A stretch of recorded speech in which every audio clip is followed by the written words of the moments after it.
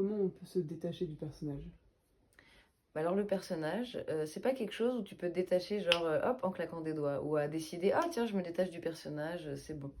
En fait, les gens, ils sont collés à cette structure. Ils croient être le personnage et le personnage, c'est un amalgame entre plein d'émotions refoulées, des mécanismes mentaux, des mécanismes de fuite, et une identification à la souffrance. Donc c'est pas un truc, hop, qui se fait en 5 minutes, tac, tac, tac, c'est bon. Et en plus, ça demande beaucoup d'honnêteté parce que le personnage, il passe son temps à faire vraiment l'anguille. Chop, chop, chop, tu vois? Et il se cache derrière et on croit que c'est lui et en fait, c'est lui qui est de nouveau en train de penser. Enfin, c'est une grosse blague. Tu le regardes, en fait, c'est le personnage qui est en train de te la faire à l'envers en même temps que tu es en train de regarder. Enfin, c'est une blague. J'ai parlé très, très vite, mais c'est le personnage. Plouloup, plouloup. C'est vraiment le personnage. Il est comme ça.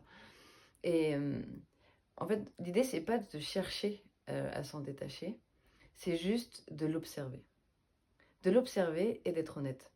Ok, oh là là, ça réagit comme ça. Ah, ça fait ça. Ah, mais non, mais c'est rigide à cet endroit-là. Ou voir à tous les endroits que c'est, où ça réagit. Et en fait, chaque endroit où le personnage, la structure va réagir, c'est des endroits, en fait, où il y a des émotions douloureuses. Et parce qu'on prend le temps de les ressentir, de laisser le corps gérer et faire ce qu'il a à faire avec, pleurer, laisser trembler le corps s'il y a besoin, crier, exprimer de la colère, de la haine, enfin, il peut y avoir toutes sortes d'émotions et vraiment le faire pour soi dans un endroit très très sécure. Et en fait, plus on va vivre toutes ces émotions, plus on va avoir l'option entre vivre, croire le personnage, croire les histoires ou juste se détacher et pouvoir rester juste dans la présence, dans la conscience de soi. Et tant qu'on n'a pas cette option, ben on vit les émotions. Voilà. Et parce que plus tu vis tes émotions, plus tu retrouves un apaisement, plus tu retrouves une assise, plus tu retrouves un axe, plus tu retrouves de l'intégrité, de l'honnêteté, enfin, plus tu retrouves une ouverture du cœur aussi. Et un positionnement ferme aussi, en fait.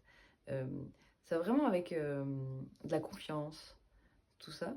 Et, et plein de fois, en fait, on est là-dedans, on est posé dans quelque chose, on le ressent, il y a de la solidité. Et d'un coup, pouf, il y a une petite histoire qui nous traverse. Tic, tic, tic. Et elle vient nous grignoter, cette petite histoire. Et en fait, là, on commence à retomber dans une angoisse, on commence à être terrorisé, on commence à vraiment se sentir très mal, coupable. Ou coupable, ou n'importe, en fait, n'importe quelle émotion. Et, et donc là, hop, on va se laisser emmener et on va perdre la présence. Et donc là, c'est revenir. Revenir en conscience. Et là, ok, se laisser traverser par l'émotion. Et un jour, on sera plus emmené par le personnage. On verra juste la petite voix qui fera oh, et on verra grignoter, puis ça fera plus rien. Oh, on le verra, ah ben, waouh! C'est juste un truc qui grignote en fait. Et il y aura comme un espace entre toi et qui tu es vraiment, ton essence profonde qui est au-delà des mots, dans le silence, juste vraiment de l'être. Et ce petit truc qui parlait, qui disait plein de trucs, qui te faisait peur. Et en fait là, ben, il est vu. Ah, et un espace. Et petit, ça tombe, t'arrêtes de lui donner à manger, donc ben, il crève la dalle. Il peut plus manger. Ah, j'ai faim, j'ai faim. Du coup, il panique. Au secours, c'est la panique. Mon Dieu, je vais mourir. Et tu regardes, ben, en fait, ce que tu ressens autre chose de plus profond. Et ça devient stérile, t'y crois plus, en fait. Et il y a peut-être plusieurs domaines où il y a ça. Et puis un domaine, hop, on se refait grignoter. Ah, il a retrouvé un endroit où il peut te manger, en fait. Un endroit où il mange ton attention. Parce qu'en fait, l'attention, c'est la clé.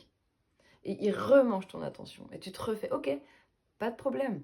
Tu reviens, ça veut dire qu'il y a encore trop d'émotions. Il y a encore des endroits qui ont besoin d'être pleurés, qui ont besoin d'être vidés en conscience par le corps. Hop, et de nouveau, clac. Et en fait, au bout d'un moment, ben, tu vois tout, en fait. Et tu peux juste rester là, avec toi-même. Et t'as le choix. À ce moment-là, t'as le choix. Parce que t'as vécu tes émotions. Tant que t'as pas vécu les émotions, t'as pas le choix. Tu te fais emmener direct. Le corps, il est trop plein. Le système nerveux est saturé. Les organes, tout est trop saturé en fait. Il n'y a pas d'espace. Voilà. Donc tu retrouves naturellement ça. Et puis bah, après, bah, c'est la présence. C'est le. Bah, moi, j'ai ça. Genre, je peux regarder les actualités, regarder les histoires là, avec, je sais pas, Trump, les trucs mondiaux qui se passent, les guerres, tout ça. Et je peux voir mon personnage et me dire, oh là là là là, ça fait peur, qu'est-ce qui va se passer? Et là, je commence à sentir vraiment que j'ai le choix, genre, ah, mais en fait, je peux juste rester assis en moi. Voilà. Et ne rien faire de ça. Parce qu'en vrai, j'ai pas de pouvoir là-dessus. Par contre, je peux juste rester assis en moi. Et là, avant, vraiment, j'avais pas le choix, juste insécurité. Et ça faisait des va-et-vient. Angoisse, angoisse. Et là, en fait, j'ai le choix de la solidité. De juste hop. Et donc d'être dans le présent. Et donc, laisser ce truc qui, pour l'instant, n'existe pas. Je peux rien faire avec. Et c'est trop bien, là, d'avoir le choix. Et j'ai vécu beaucoup d'émotions. Voilà, j'ai passé vraiment des heures à me laisser faire. À pleurer quand il y a besoin. À avoir des moments de pause et de paix. Vraiment, de paix profonde et de joie. Et hop, des moments, boum, de nouveau une vague. Et ok, pas de problème en fait. Parce que maintenant, je sais faire avec ça. Je sais me laisser traverser. Et moi, c'est ça que j'ai à cœur de partager aux autres. Ok, on peut tous le retrouver. Enfin, tous ceux qui ont l'élan, en tout cas. Et bah voilà, il faut juste mettre les mains à la pâte, voilà, hop, et commencer à descendre à l'intérieur. Et s'il y a besoin d'aide, et ben, enfin, bah voilà, moi je peux aider. Je peux aider parce que je fais déjà ce chemin avec moi-même. C'est un chemin que je commence à bien connaître. Et aider les gens à voir leurs écueils, leurs angles, tout ça. Comment ils peuvent faire tout ça. Et des fois, on a besoin de soutien. Moi, j'ai eu du soutien de gens. J'ai, voilà, de ma compagne ou j'ai vraiment eu beaucoup de soutien en fait. Et on est dans l'interdépendance avec les autres. Et voilà, on a besoin d'avoir des relations de confiance et de pouvoir s'entraider. Mais le but vraiment, de toute manière, il faut bien se rappeler, c'est un rendez-vous avec soi-même. Tu auras beau recevoir toute l'aide du monde, tout le soutien, et c'est super, ça te fait cheminer, mais c'est toi qui vas ressentir. C'est toi qui va à l'intérieur de toi.